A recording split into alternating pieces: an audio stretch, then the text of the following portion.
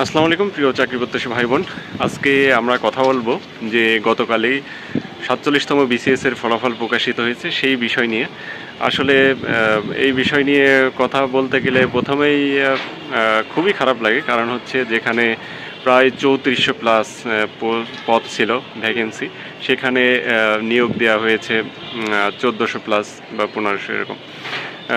সে আর বাকি ২১০০ প্লাস পদ ফাঁকা, যে যোগ্য প্রার্থী ফাঁকা মানে পাওয়া যায়নি। এটা আসলে ভাবতেই খুব অবাক লাগছে এবং কষ্ট লাগছে। কারণ আমার যারা ফ্রেন্ড সার্কেল ছিলেন তারা খুবই পরিশ্রমী এবং মেধাবী স্টুডেন্ট, তাদের রেজাল্ট আসেনি, তবে কয়েকজনে এসেছে।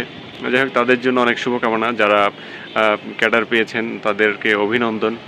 কারণ দিন শেষে আসলে মানুষ দেখে সফলতায়, হ্যাঁ, কিন্তু পিছনের যে কষ্ট পরিশ্রম এটা কেউ উপলব্ধি করে না বা করার চেষ্টা করে না। আমাদের সমাজে কিন্তু এটা প্রচলিত রয়েছে। সে কারণেই আমি বলবো যারা ক্যাডার পাননি বা যারা বিসিএস এর প্রস্তুতি গ্রহণ করতে চান, এই বিষয়গুলো বিবেচনা করবেন।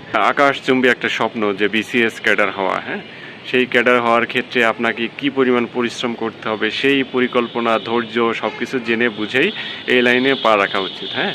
কারণ আপনি যদি শুধুমাত্র বিসিএস নিয়ে পড়ে থাকেন, এই যে যারা ২১০০ প্লাস পদ ভাইবা দিয়েও ক্যাডার আসলো না, যদি তাদের মধ্যে আশা করছি বেশিরভাগই হয়তো এটারই স্বপ্ন ছিল, হ্যাঁ, অন্যান্য হয়তো ছোটোখাটো পদে পরীক্ষা দেয় নাই, তাদের কিন্তু স্বপ্ন ভেঙে চুরমার খান খান হয়েছে, হ্যাঁ।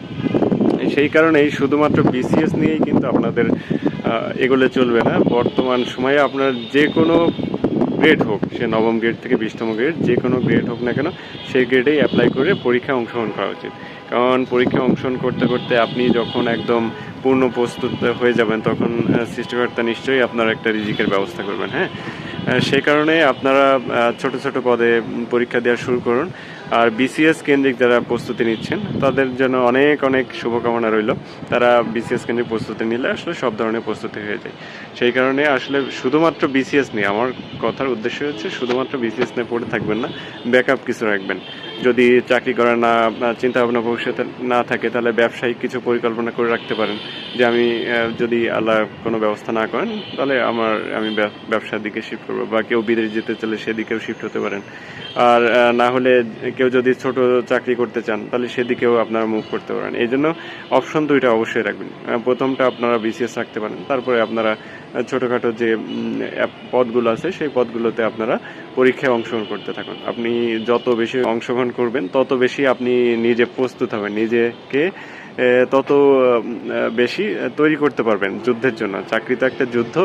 এই যুদ্ধ আসলে অংশগ্রহণ করার আগে পূর্ণ প্রস্তুতি নিয়ে অংশগ্রহণ করা উচিত।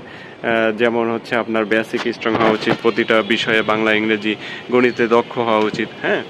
সেই কারণে আপনি যত প্রস্তুত হবেন, আর যুদ্ধের ময়দানে যত বেশি আপনার প্রোটেকশন সহ, হ্যাঁ, যে অস্ত্র হাতিয়ার নিয়ে আপনি যত নামবেন, তত বেশি সফলতার পার্সেন্টেজটা বেশি হবে। সেই কারণে সবার জন্য অনেক দোয়া শুভকামনা থাকবে।